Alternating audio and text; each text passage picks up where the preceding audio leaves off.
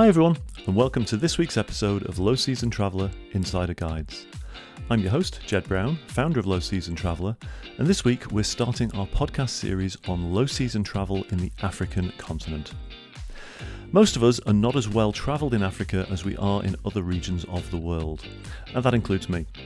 Yet, Africa offers some of the most incredible, awe-inspiring and breathtaking travel experiences available in our world.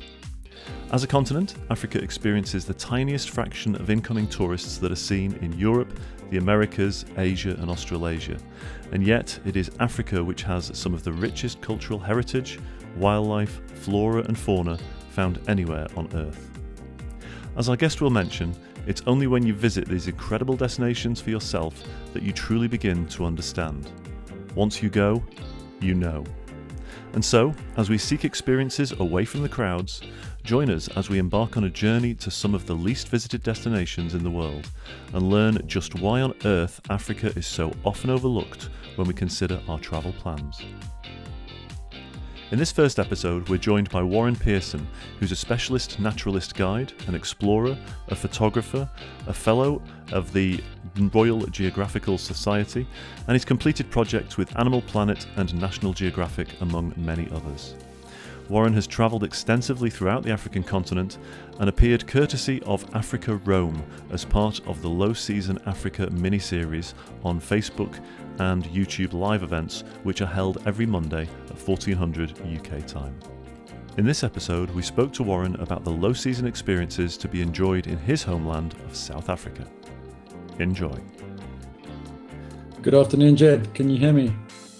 We can, and we can now see you as well. How are you? Good to see you, Jed. I'm very well, thank you. And you? How are you doing? Yeah, I'm very good indeed. Thank you very much. So is that where you're based? Are you based out on the coast there? Whereabouts are you now? Just so we can build a picture for everybody at home. I'm very close to where you were watching now. I'm probably about 20 minutes away from Hermanus, which is known as probably one of the best whale watching places in the world. So the coastline is very close to me and a place that I love to explore. Very good, very good. So did we do you justice in our intro there? Tell us a little bit more. Tell us a little bit more about yourself and how you came to be the expert in wildlife that you are. Give us a little bit of an overview. Yeah, thank you for your amazing intro. You got me blushing a bit there. I've been in the industry over about 20 years now. I started in late 1999, and I started off guiding at a safari lodge in the Greater Kruger National Park. And the company that I was with actually managed lodges all over Africa. So I very quickly got my sort of foot in the door and asked them, I want to go and manage there. I want to go and work there. I want to go and see this place, go see that place. And I was very fortunate to be able to do that. So did that for close on probably 8-9 years. And then went on my own and started private guiding. So I had a lot of clients that came back to me and said, listen, we want you to guide us.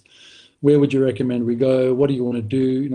So for the last, probably I'd say now close on 12 years, 11 years, I've been doing it on my own, working with amazing companies like Africa Roam and putting trips together and leading them. Very good. And is this something that you wanted to get into as a kid? Were you like a lot of little boys are, going outside in the garden and, pretending that you're out in the wilds? Yeah, it's as long as I can remember, I've always wanted to be out in nature. And I would also, we often had a family little dispute every time we went on holiday because my sister always wanted to go to the coast. I always wanted to go to the bush. So my parents are sort of pulled both sides saying, well, where do we go? So I was happiest in the bush, and my grandfather spent probably 5-6 times a year. He would be traveling to the Greater Kruger National Park, and I always wanted to go with him. He was a big birder, he was a big photographer. So I think that's where I sort of got my major, if I can say, crush and love for the bush. Yeah, very good, very good. So I suppose let's start off. We're talking about low season in South Africa. I suppose the starting point very naturally has to be, when is the low season in South Africa? Am I right in saying it's our summertime, your winter time? Well, I think you got to split the country up in two sections. I think that's probably the most important part of it. And I don't know if you can, one of those pictures maybe I sent you, the rainfall zones. Do you have it there? I can just quickly show you. do. It just gives you an idea of those that are watching and even hearing. Exactly. So if you look at the sort of the southwestern tip there where Cape Town is, it's got a Mediterranean climate. So the rains come during the winter time, our winter time, so in the southern hemisphere. So that would be anywhere from sort of end of March to September. Where the rest of the country, that sort of darker red period, because that's where all the majority of the safari lodges are and national parks, their low season would be obviously opposite that to what's in Cape Town. So their sort of low season months would be November to May. They do have periodic thunder showers and thunderstorms, and so you've got to try and work your way around that and understand how the climatology works, I think, on the country, because it is quite a large country. So if you're talking about Cape Town specifically, then we're looking end of March to September when the rains come. And I always laugh because you get a lot of South Africans that will say, don't go to Cape Town in the winter because it rains all the time. I'm like, I'm looking outside now, it's 25 degrees centigrade, middle of our winter, and it's a beautiful blue sky. So 25 degrees is as good as we get here, Warren, just so you know that. I'm only wearing a jumper because I'm inside my office at the moment, but it's stunning. And we do have periods where it will rain and it will be wet for a couple of days maybe, and then it clears up to the most spectacular of sunshine and days. And if you've had a big cold front, there's snow on the mountains, and it's beautiful. It's absolutely spectacular to see, and so many people miss that because they don't come down to Cape Town in this so-called low season.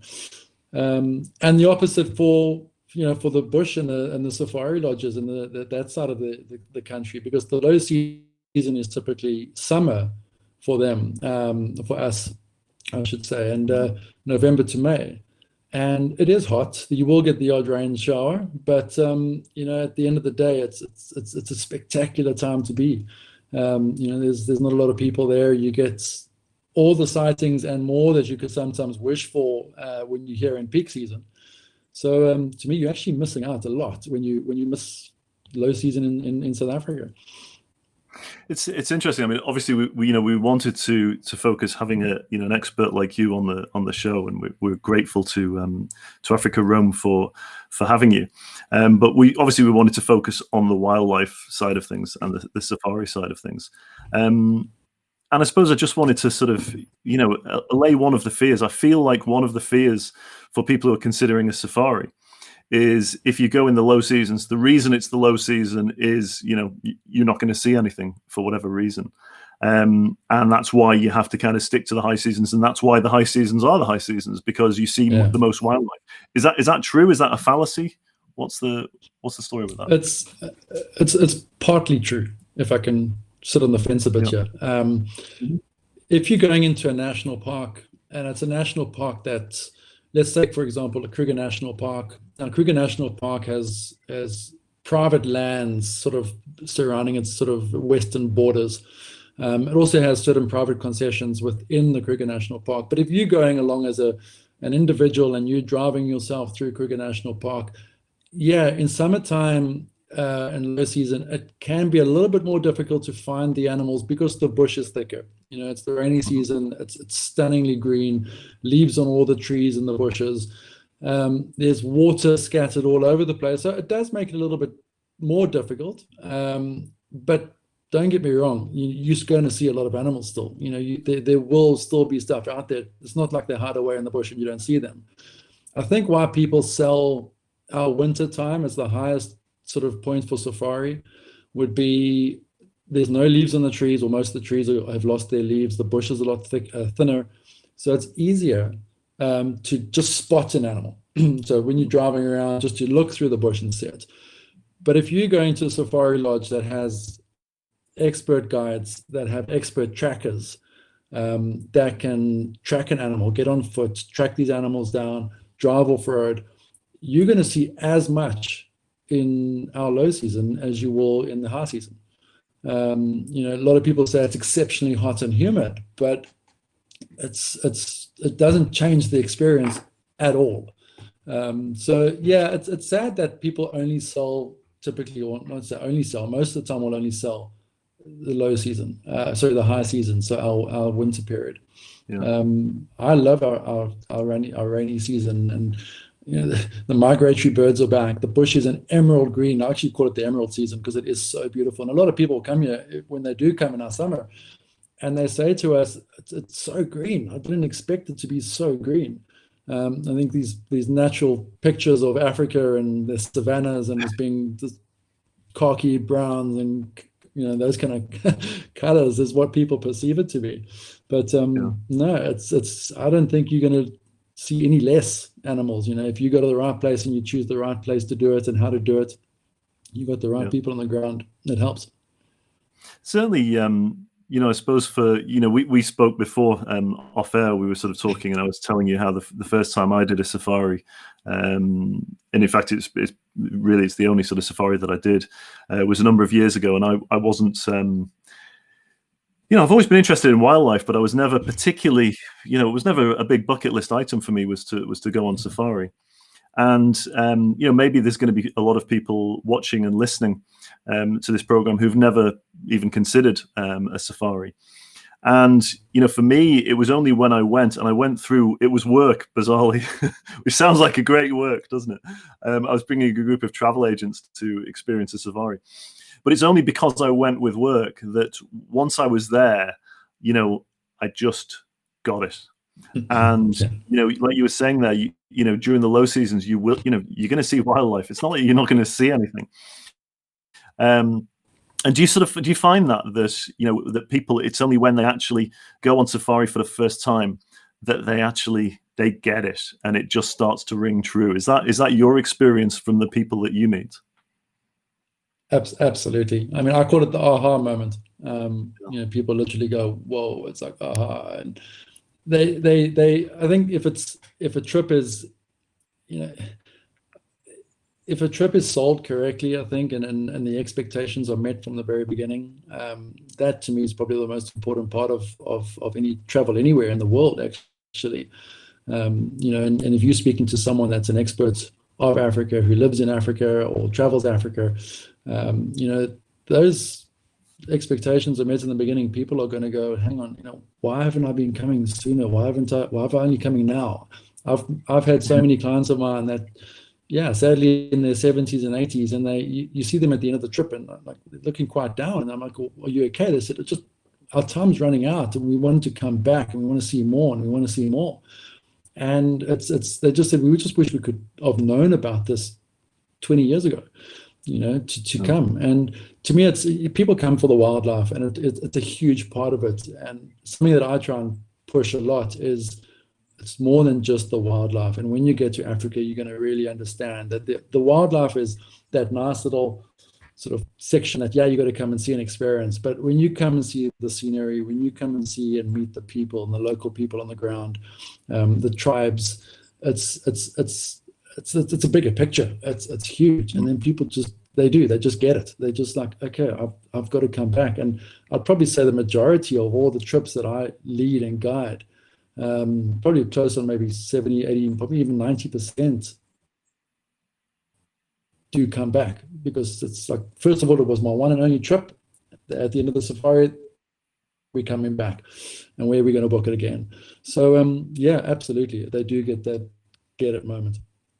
I suppose as well, potentially the for a first timer on safari, again, if you're not sure what to expect, given that during the low seasons it tends to be a little bit less expensive as well, it could be a good introduction for people, for the first time. Come during the low season, because once you're going to see wonderful wildlife, you're going to experience the culture, you're going to learn a lot about South Africa, but also you're going to want to come back anyway, no matter what. So why not just as a sort of relatively low risk, so to speak, come during the low season and get a taste for it, right? No, absolutely. And the sad thing that I often see is that people, when they sort of do a bit of research about safaris, and you find a lot of people do a little bit of their own research, they'll get on online and get onto Google or wherever it might be, and have a look at, when the first thing they type in probably most of the time is when is the best time to go. And majority of the websites will all give you, well, high season, and it's okay, well, let's book, and it's maybe 4 or 5 months out. And if you want to go on a safari anywhere in Africa, you have to book at least a year to 2 years out if you want to go in the high season. And in the low season, it's space is available, the rates are cheaper. You will see as much and experience as much in that period of time.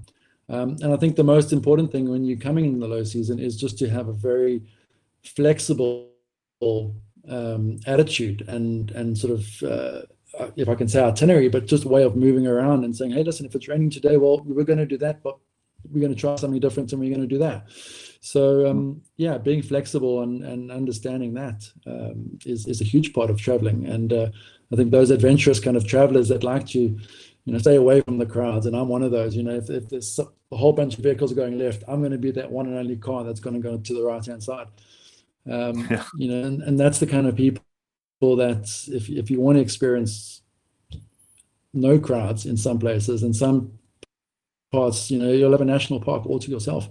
And I'm not kidding when I say that. I mean, I was in a part of Africa last year in the low season. I was literally the only guide in that area. Wow. So people miss out sadly a lot, and I'm so glad that we're able to chat about this, because it's something that's very close to my heart, is getting people to travel, all around the year. Actually, it's you just got to be able to come and do it. I must admit, I mean, obviously, with a company like Low Season Traveler, I'm the same, and I'm exactly that way. If all of the crowd are going one way, I'll literally go the opposite direction. And if they tell me, you've got to go to this place and everybody's going, I'm going the other direction with a sense of adventure, thinking great. And if they tell me, you'd be crazy to go at that time of the year, that's like a red rag to a bull, frankly.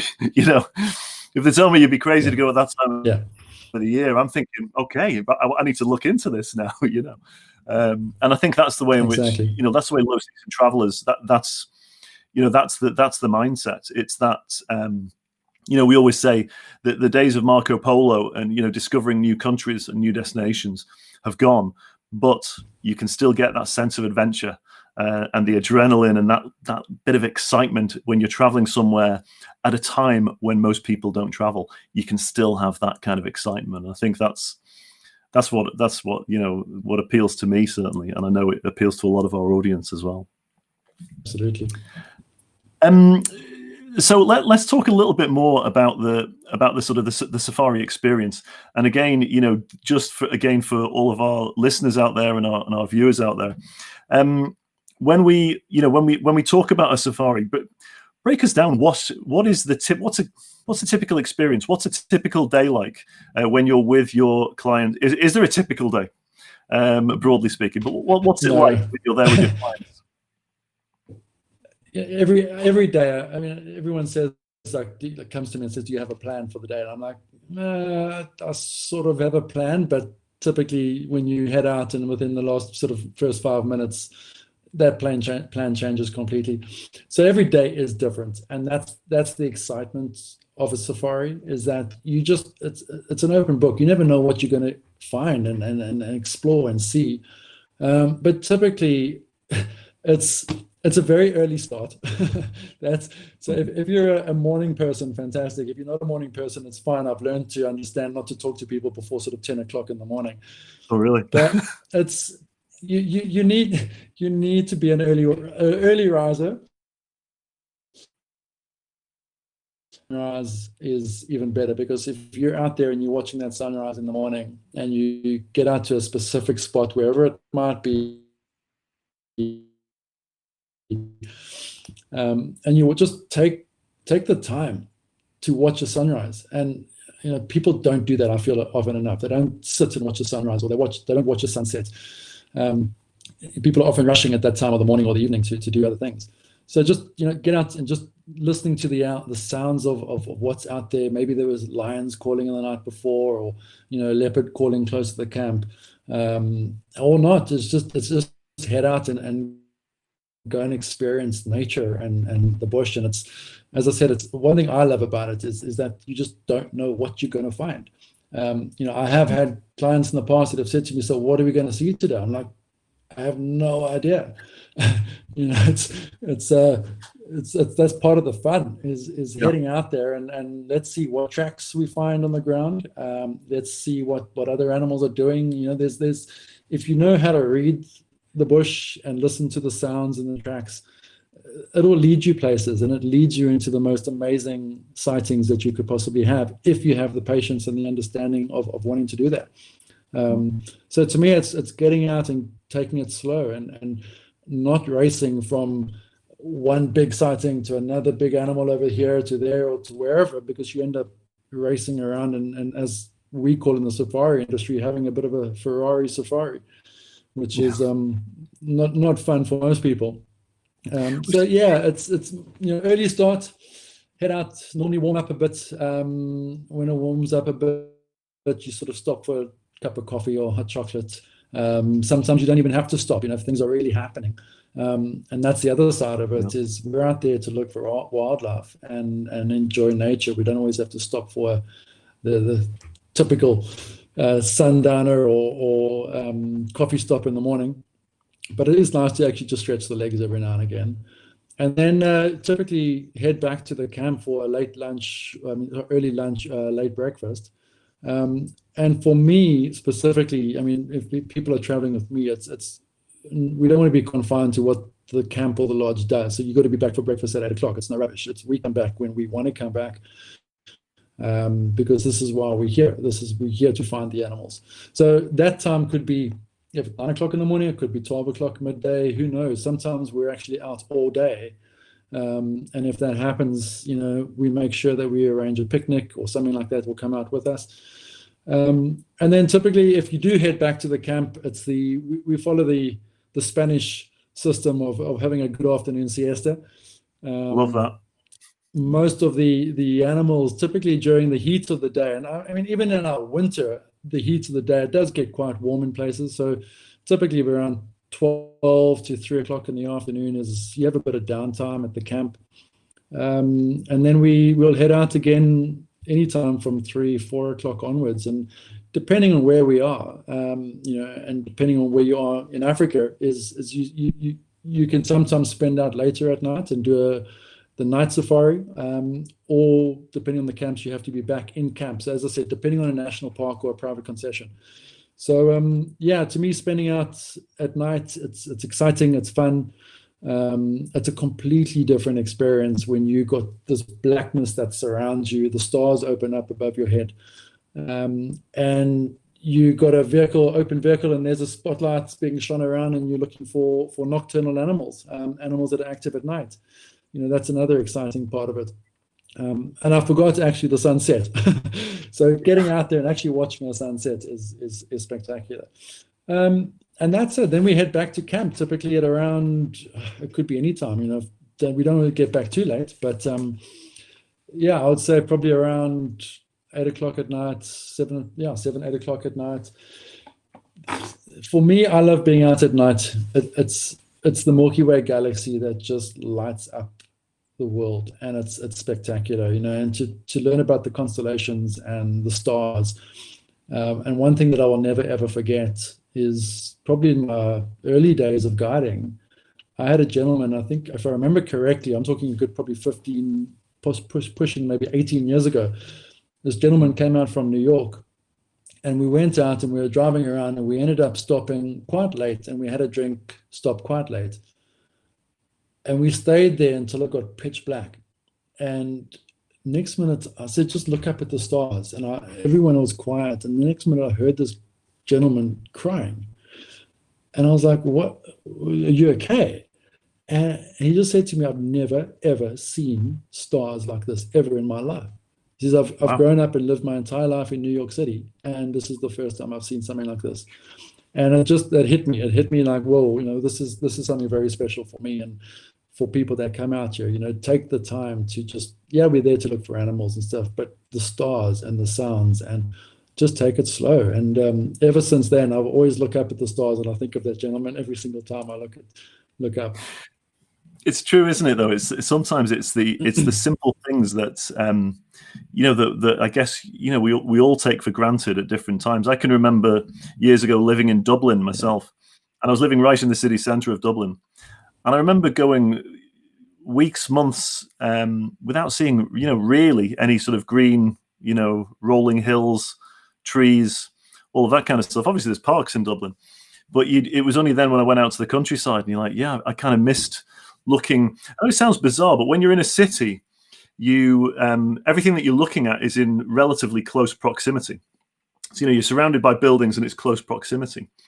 And it's actually quite stressful on the eyes. And it's when you go out into the countryside or out into the bush, when you're looking vast distances, there's something relaxing about that. But also you get to see more sky. And just a simple thing like like these big African skies which you get to see and experience, whether it be at nighttime or during the day, it's something pretty special actually, especially when you don't get it, as we tend not to here. No, absolutely. And I think what a lot of people, especially if I can say Northern Hemisphere and people that travel to Africa, the majority of them are in big cities and can't see that far. And I go to some places, for example, in the Kalahari, where it is so open and almost so flat, you can see the curvature of the earth just from an elevated position that you're looking at. It's the other thing. One of the other things I love about the low season on safari in South Africa is why people stay away is the thunderstorms and the rain that we get. And to me, there's nothing more spectacular than sitting out in the open and watching this magnificent lightning storm and thunderstorm happening around you. And it might come across and might hit you, and we might get a little bit wet, but that's the experience. And after a thunderstorm happens and the rain clears away, the light that comes out from a photographic perspective, and not even from a photographic perspective, just from taking it in, is just I get goosebumps just thinking about it, because it is absolutely mind-blowing for me. Yeah, I must admit I'm exactly the same when it comes. I mean, again, it's similar with the low seasons in parts of the Far East, and the Caribbean, where they have these tropical downpours. And for me, I just absolutely love that. And like you were saying, if you're sitting on your porch or whatever else, and you're watching that storm roll in, and you're seeing fork lightning all around you, I mean, that's you are watching the beauty of nature at its most ferocious. I absolutely, I could kind of be addicted to that, to be honest. I really quite enjoy it. No, absolutely. And I think I agree, and I think a lot of people forget about nature and that part of nature. It all makes, for me, it makes us realize where we fit into this world and how small we actually are when you watch this massive thunderstorm come through. The power of that storm, and just you watch the animals take it all in. You see the bush come alive afterwards. It's absolutely spectacular. And it was at this point that we showed a short video on some of the highlights of a safari in Kruger, and then we proceeded to get Warren's take on that video. So that's is that a pretty good depiction as to the kind of experiences which you can have? Absolutely. It gives a good sort of idea. I think people looking at that will probably have a lot of questions about a few things, and this is where I think the pre-build up to a safari is very important in expectations and matching and meeting expectations for people. So no, absolutely, it gives you a pretty good idea what happens out there. We spoke about this briefly off air, but in one of the images there, you could see that there's a very small seat at the front of the safari vehicles, and you would say, now that's for spotters, is it? Trackers. Okay, so, let's get a lingo here now. What's the difference between a spotter and a tracker? All right. So typically a spotter is a gentleman that will sit at the back of a vehicle and just spot animals. So looking for animals. You'll find after a few days of being, and if you come from your home and you come out for a few days, your eyes won't get sort of used to what you're looking at, and you won't necessarily see everything. Whereas someone that's grown up in the bush has been there for a very long time, their eyes are more attuned to seeing certain things. Now, spotters can be fantastic, but to me, what's even better is to have someone sitting on the front of the vehicle, that seat that you saw, and that's a tracker. Now, a tracker is someone that I have probably the most unbelievable respect for. They have an art and it's a skill that they've grown up learning to how to track an animal by looking at signs around what the bush is giving you. And typically it's footprints on the ground, but it could be a smell. It could be definitely your eyesight. It could be the way that a tree has been eaten, for example. And that person on the front of their vehicle, to me, brings a safari alive, if you let them. Now, when I say if you let them, there are unfortunately so many guides out there that don't, I feel, give the trackers enough credit for what they do, because they are some phenomenal men and women. And it's if you give them the time, and I've always said this to every single client of mine, if you give them the time and if you have the patience, if they find a fresh track, if it's a leopard or if it's a lion, could be a rhino, it could be whatever animal, and they're excited about it, and they know that track is going to lead them to find an animal, let them go. And we just sit back and we watch this unfold in front of us. And that to me is probably one of the most exciting, exhilarating experiences anyone could have, is to see this man or woman finding this tiny little track, which you look at the ground, you're going to go, what are you looking at? Because I can't see anything. I just see a whole bunch of marks and mess. And this person will literally find this animal and track it down. And to me, that is a skill that is, not a lot of people know about, sadly, and it is sadly, it's a dying art. And there are a few organizations and companies around Africa that are trying to keep that art going. And for me, having guests sitting on a vehicle and being taught how to track an animal is then I'm happy. If people want to sit down with me and we go through that kind of stuff, and they talk to the tracker and the tracker gets involved, it opens up a new window into your world. It's almost like a different like language that they understand. They're able to interpret what they see around them. And I suppose you or I, maybe more me than you, would literally just, like you say, see bush or whatever else. But you almost need a good tracker around to be able to, to interpret that, to help you to understand what you're looking at and what you might be leading towards, I guess.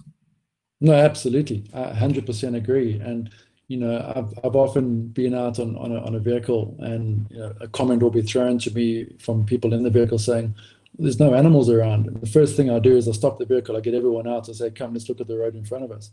And you look at the track, and it's literally, this animal walked here last night, there's that little animal, that one's walked there, that one's walked there. The next minute, hang on, there's probably a good maybe 20 odd different species of animals that have walked this road, in the previous evening, going back. So it's just, you need someone to interpret that bush experience and that wildlife experience. And it does, if you have someone, and a tracker and a guide that work very well together, to me it's the best recipe that you could ever have. And you'll never forget that trip, because the tracker is interpreting the bush, and the guide is interpreting that to the clients, and explaining it on a bigger scale. So you need a tracker in the bush. And unfortunately, as I said, it's a dying art, and I just wish there were more of them out there, and people would be amazed. And those people that are, if they're listening to this or watching it and have experienced something like that, they'll know exactly what I'm talking about. And unfortunately, you have to experience it to know what I'm talking about. It's something that just gets you. It gets to your core. It's something that is just so real. It was interesting, actually. Again, we spoke about this when we sort of caught up last week, and we spoke about it briefly off air. But as well, I suppose it's similar with interpreting the sounds of the bush, right? I mean, that must be a similar skill, because I'd made the mistake when I was first talking about, when I knew I was going on safari, is imagining this, it's like in the countryside in the UK when you get out at nighttime, it's deathly silent, and it's the first time you can hear nothing. And there was people that were pulling me up left, right, and center saying, it's really not necessarily very quiet here, and we were going to have a clip to show the viewers that are on with us today, just exactly how loud it can be at nighttime, but unfortunately the video wouldn't work at the very last minute. But describe to us some of those kind of sounds that you hear at nighttime as well, and how you can kind of interpret those sounds. I'm not the best person to try and interpret animal sounds, Really? but I'll give it a go. But you're 100% correct there, because I mean I worked at a camp in the Serengeti, for example, and I know we're talking about South Africa, but I just want to quickly explain this. It was a tented camp, and I often used to say to the guests that arrived, don't be afraid if on the first night you don't sleep well, because you're going to hear so much noise. There are hippos that are going to be chewing grass right outside your tent.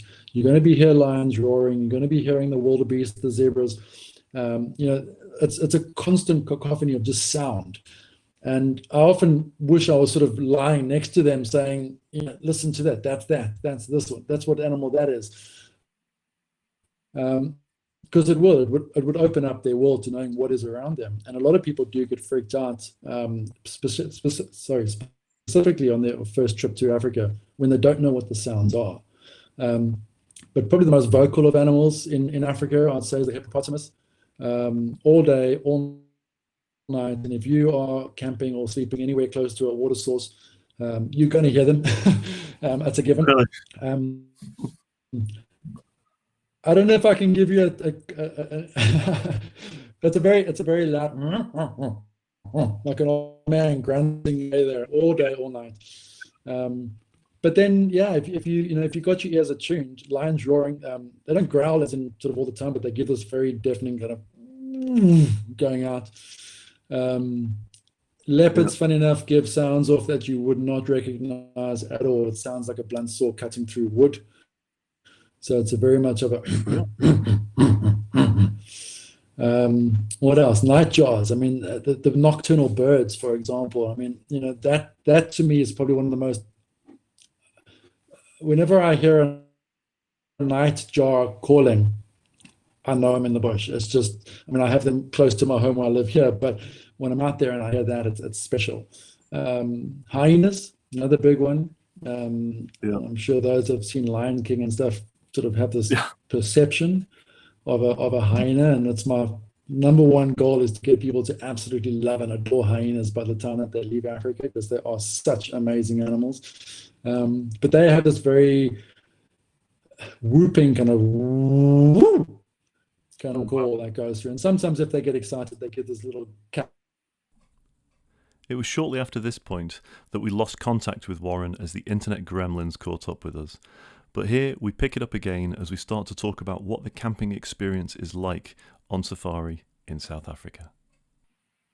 I wanted to get onto a little bit more about when we're talking about camp, and we're talking about tents. For anybody out there that's not familiar with what we're talking about, for me as a kid, and even a grown-up, going out and getting a tent is, it's just a small triangular thing that three of us fit in, and you're relatively open and exposed. When we talk about camping in Kruger and places like that, describe it for us, just for those that aren't aware of it.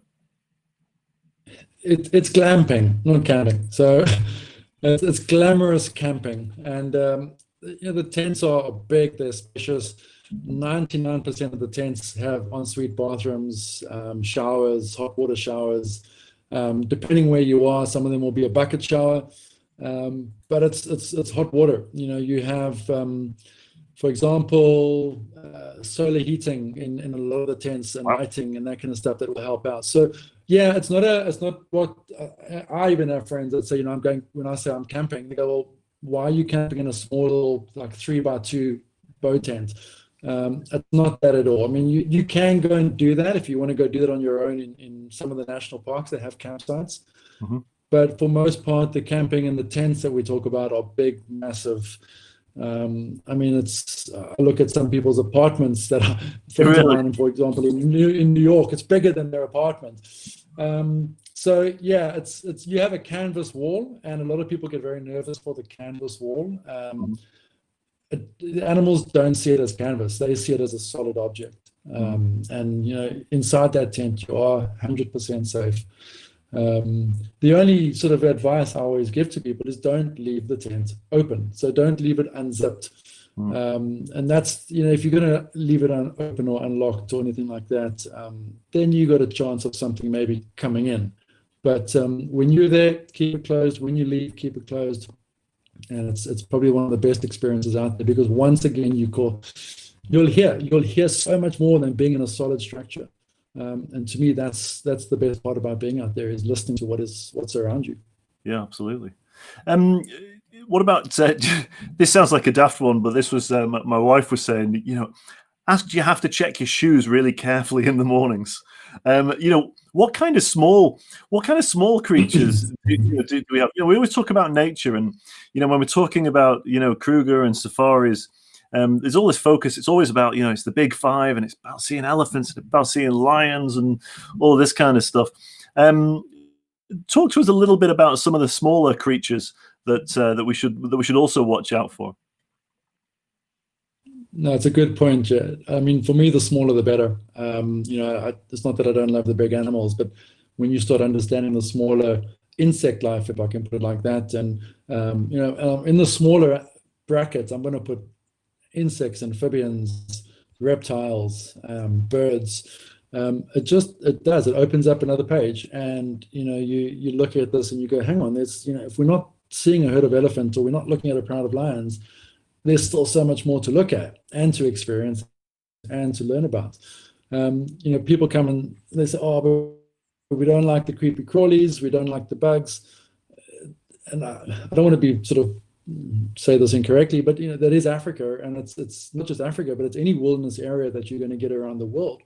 You're going to get insects and scorpions and spiders, and it's to me, maybe for me it's different to other people around the world, but to me it's common sense. If you put your shoes down and you wake up in the morning, I still, to this day, when I'm at home here, I tap my shoes and I check if there's anything inside of it. It's just a habit to get into.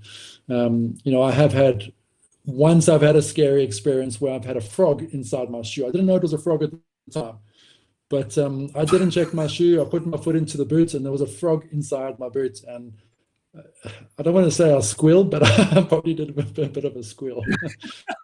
It's probably one of those things you're only going to do once. If you're out in the bush, you're only going to not check your shoes once, and once that doesn't work out for you, you'll never do it again. You'll check your shoes every time, I reckon. Exactly. So, when you start getting someone that really understands insect life, and it just, as I said, it opens up a whole new world for you. And I walk around sometimes going, I don't want to step on this, this grass or this ground, because there could be animals under here that I'm going to be hurting or crushing their homes with. So yeah, absolutely. There's a lot more out there than the big animals, and if I can get people to understand the smaller stuff as well. One of my favorite animals, probably most people have never heard of, or maybe they have after this pandemic that's been around, and that's a pangolin. That to me is my most ultimate favorite animal. Very hard to find, but it's small, it's tiny, and most people have never heard of a pangolin, let alone seen one. I know guides in Africa that have been guiding for years, and they've never seen a pangolin. But for me, that's the small things. It's the small stuff that sort of brings it to the fore. Those pangolins. Funnily enough, I was looking at my channel of choice these days is YouTube rather than TV, and I look at a lot of different nature programs. But one of the programs I was looking at last night actually had the pangolin. I mean, they're strange-looking creatures, aren't they? Really. Yeah. Incredibly well armored, and I had no idea on the size of them or really anything hugely about them. But they're fascinating creatures. I would love to see a pangolin. But again, it's not on the big five, but you can see them. You can see them in Kruger. You can see them in Kruger if you're exceptionally lucky. You can.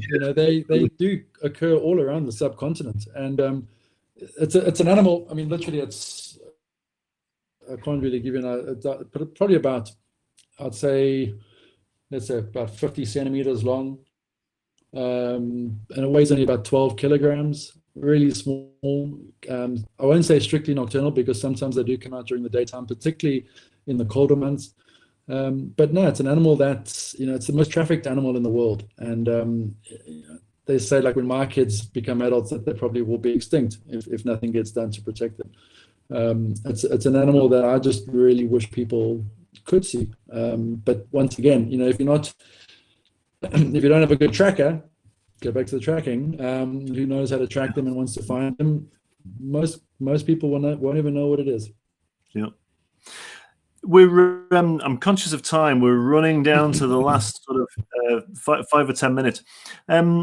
Just to, sort of before we finish for today, maybe you could give us an outline as to one of the, and I should have really prepped you for this, of course, but one of the best experiences that you've had, one of the best experiences that you've had in Kruger, that would come to mind. And at least we know you haven't prepared this, as in it is going to be off the top of your head. But if I was to say to you, talk us through the best experience you can think of that you've had in Kruger, talk us through it. You have put me on the spot here. There's so many. I mean, I hate to say there's just one. Yeah. I've had so many amazing experiences. I've been very privileged and fortunate to have worked in the areas that I've worked and continue to work in. I've had amazing experiences, from finding 1 week old leopard cubs. Oh wow! To watching an elephant give birth. To it's just watching a mother and daughter. That first time on safari, we watched a herd of impala, which most people coming out on safari will go, oh, it's another impala, it's another impala. There's just so many of them. But we spent literally 4 hours with them, and they cried the entire time watching just a herd of impala. For me, that was so special. To the gentleman I mentioned earlier who was crying looking at the stars. So there's so many experiences. It really is difficult just to put down on paper and say that was the experience. I get that.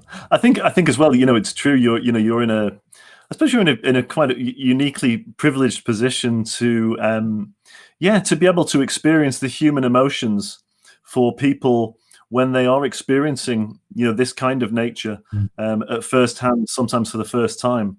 That must be, incredibly rewarding, actually, for you, I would have thought as well.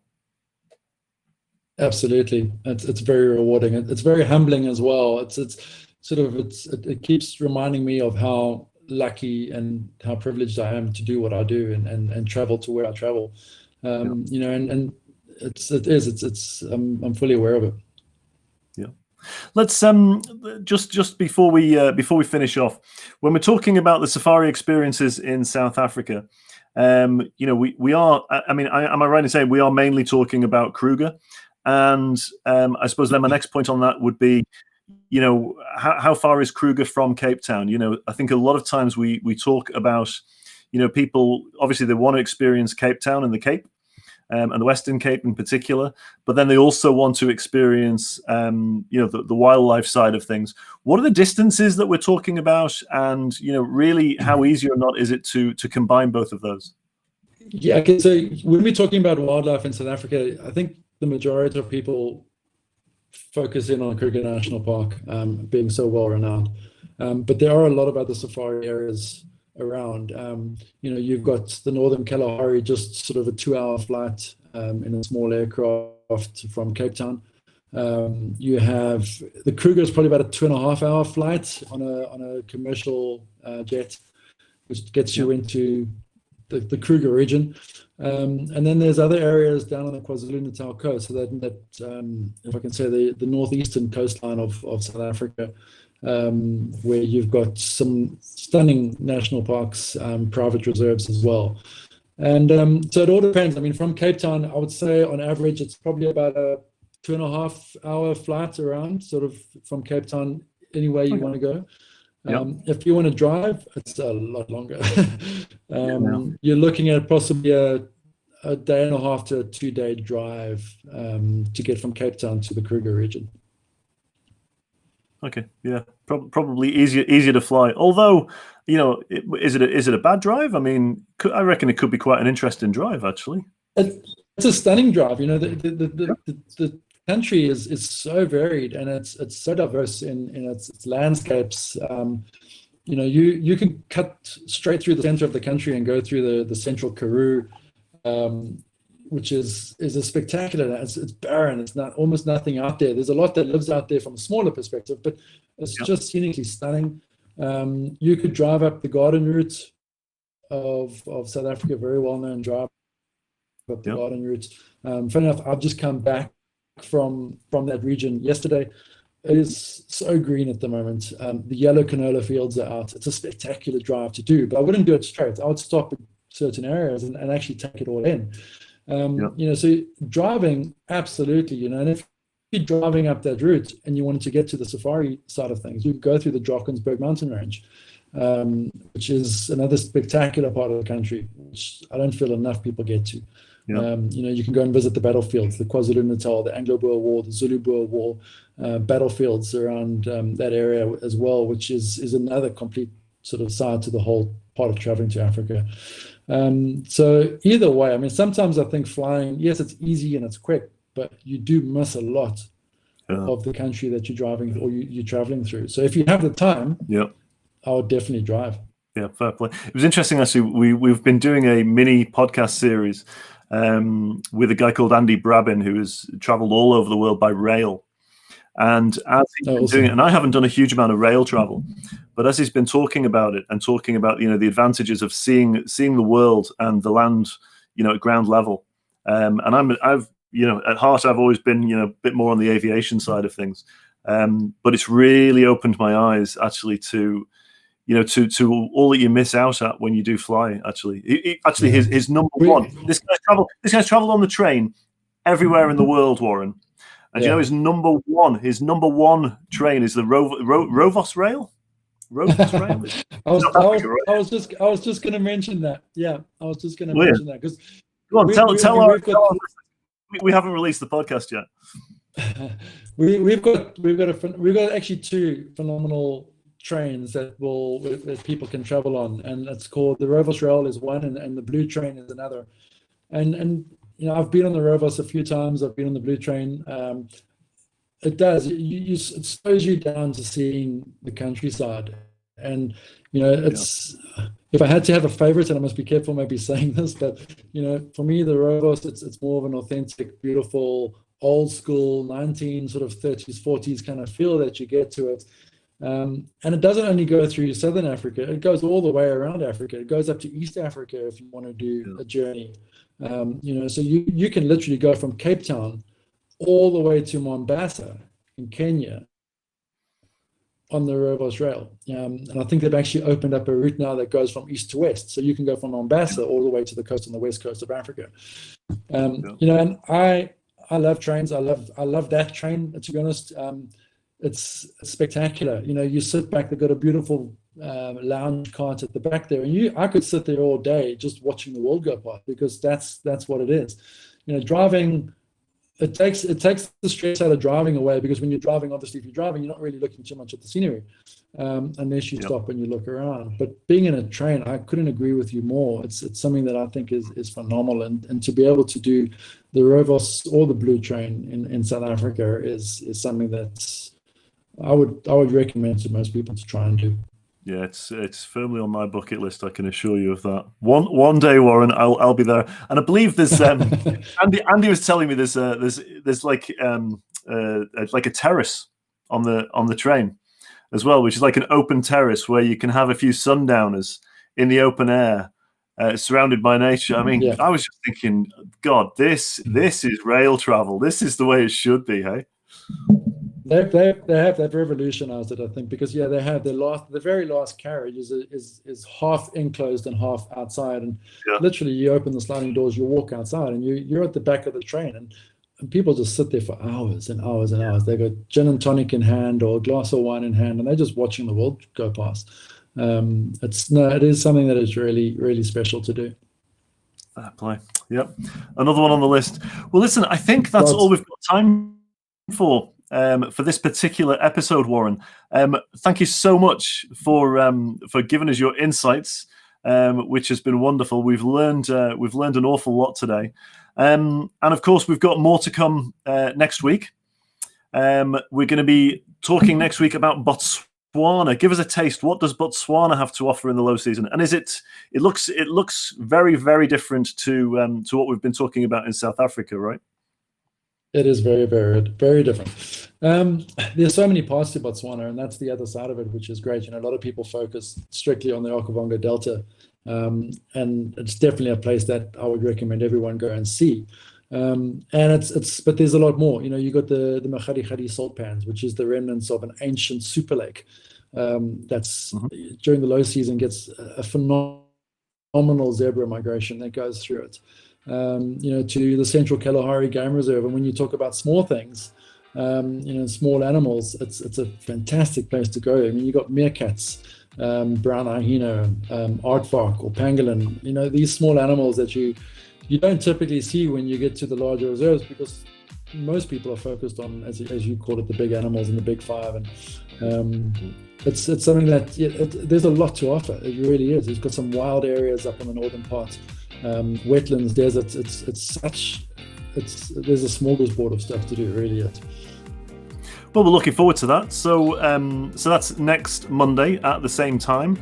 But until then, huge thanks to you, Warren, and of course thanks again to Africa Roam for their sponsorship of this show.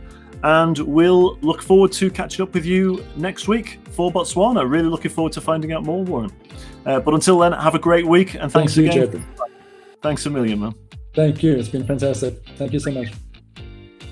So there you have it. Huge thanks again to Warren for sharing his insights with us this week, as well as our friends, of course, at Africa Roam, without whose support this mini-series would not be possible.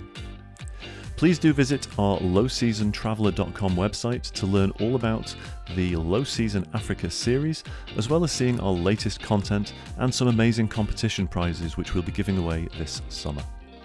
Also, please do visit the africaroam.com website to learn more about the incredible experiences which those guys offer for their guests. You'll be in safe hands. In the next episode, we stay in Africa as we head slightly north to Botswana as we learn more about the incredible diversity of this destination. If you haven't already done so, please do like and follow the Low Season Traveller pages on Facebook, Instagram, LinkedIn and Twitter to see all of our new latest content and be in with a chance to win stays in some top 5-star luxury properties, as well as being the first to know about our latest Low Season Traveller live updates. And that's our podcast done for this week.